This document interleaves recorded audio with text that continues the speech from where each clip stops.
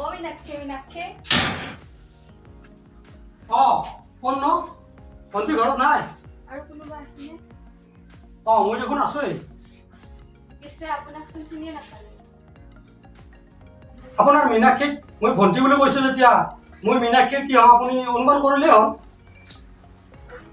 নাই আগতে দেখা নাইতো হয় নেকি মোৰ নাম ৰাহুল কিন্তু মোক গাঁৱৰ মানুহে কণ বুলিয়ে মাতে বৰ সুন্দৰ নাম দিম তেনেহ'লে মনত ৰাখিলেই হ'ল নিশ্চয় ৰাখিম মীনাক্ষী আহিলে ক'লে হ'ল যে ৰেখাই বিচাৰি আহিছে ঠিক আছে যাওঁ দিয়ক ভাল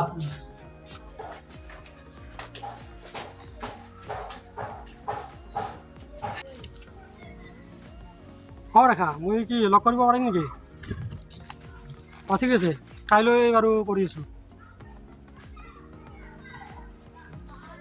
ঠিক আছে হ'ব কালিলৈ লগ কৰিব পাৰিম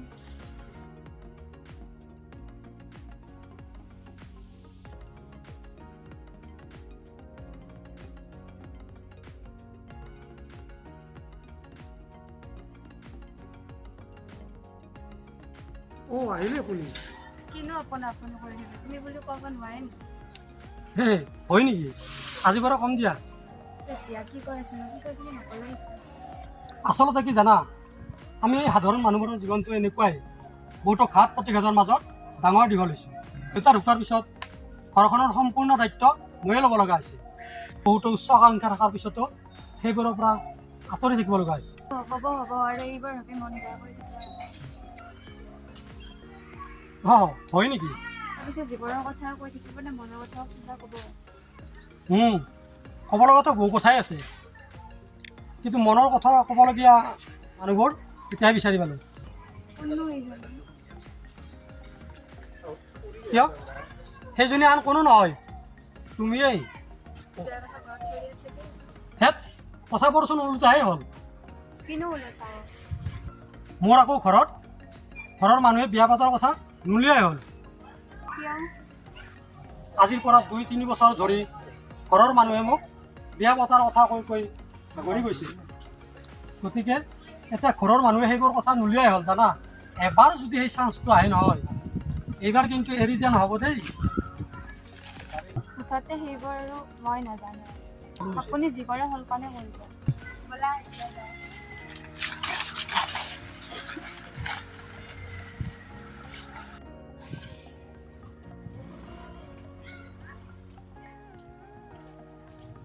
চোন মই ইহঁতৰ ঘৰৰ পৰা আহি আছোঁ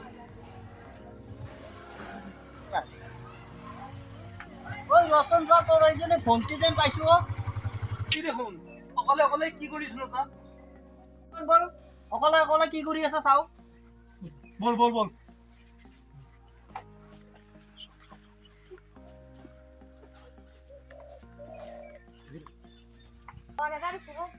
মই যাবলৈ আনো ৰ তোক দেখিয়ে মই আগুৱাই আহিছো অকলে কি কৰিছ ন তই ইয়াত ক'লে নহয় লগত বান্ধৱী ক'ত নাইচোন ক'ত তোৰ বান্ধৱীজনী দেখাই নাইচোন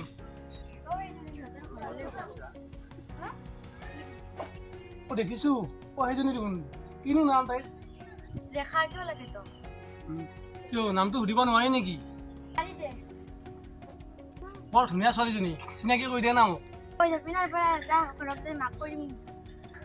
মাকটো কবিয়ে লগতে তোৰ বান্ধৱীজনীকো কৰিবি ভাল লগা বুলি মীনাক্ষী আমি যাওঁ দেই তই আহি থাকিবি বল ভণ্টি কবি কিন্তু ছোৱালীজনী ভাল লগা বুলি কবি দেই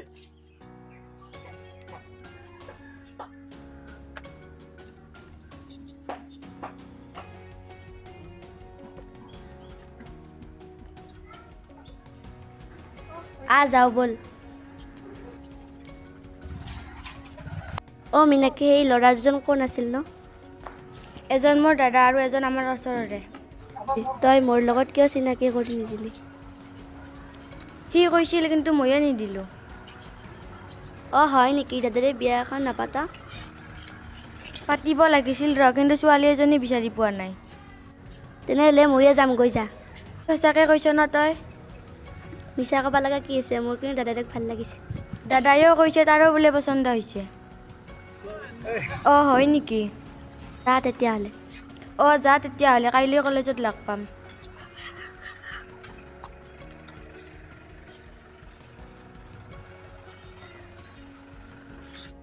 ঘৰৰ মানুহে মোক সদায় বিয়া পতাৰ কথা কৈ থাকে নহয়, আজি মই ঘৰত গৈ নিজে ক'ম বিয়া পতাৰ কথাটো।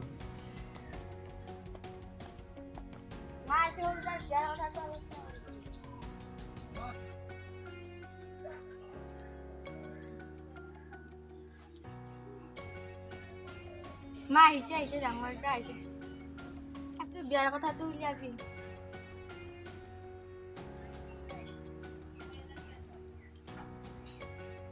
কি ভণ্টি, বৰ ফুৰ্তিত আছা দেখোন। কি হৈছে?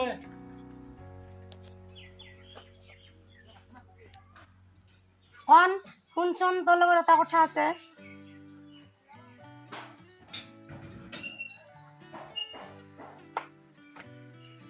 মা, কি কথানো? মোৰো এটা কথা ক'ব লগা আছে ৰ। তোৰনো কি কথা আছে কচোন। নহয় দে মা, একো ডাঙৰ কথা নহয়, আগতে তোৰ কথাটো কচোন।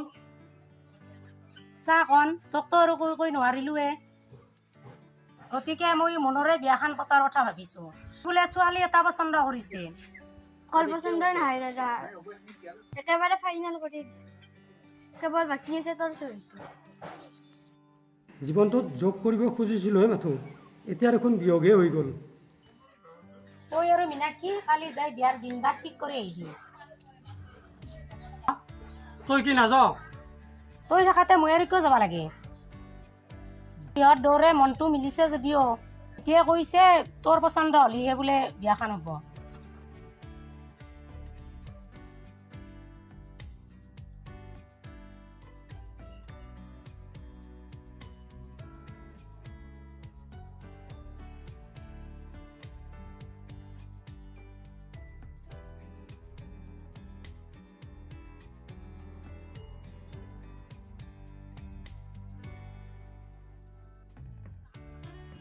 ভণ্টি, তই ছোৱালীজনীক চিনি পাৱ নেকি?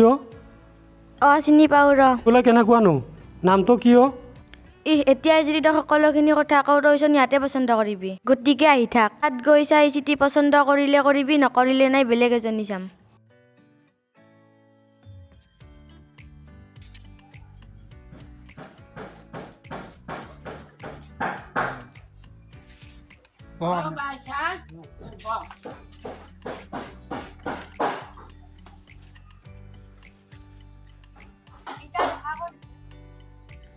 হে হৰি, কি হ'বলৈ গৈ আছে এয়া?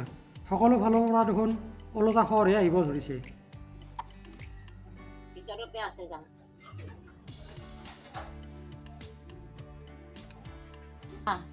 ৰেখা সৰুৰে পৰা বহুত দুখ কষ্টৰ মাজেদি ডাঙৰ দীঘল হৈছে। নিজে নাখে তাইক ডাঙৰ দীঘল কৰিছো। এতিয়া তাইৰ সুখ হ'লেহে মই সুখী হ'ম। কি ভাবি হে হৰি, আছা তই? তুমি মোৰ সৰলতাৰ সুযোগ লৈ মোৰ লগতে ইয়াক কি খেল খেলিব বিচাৰিছা?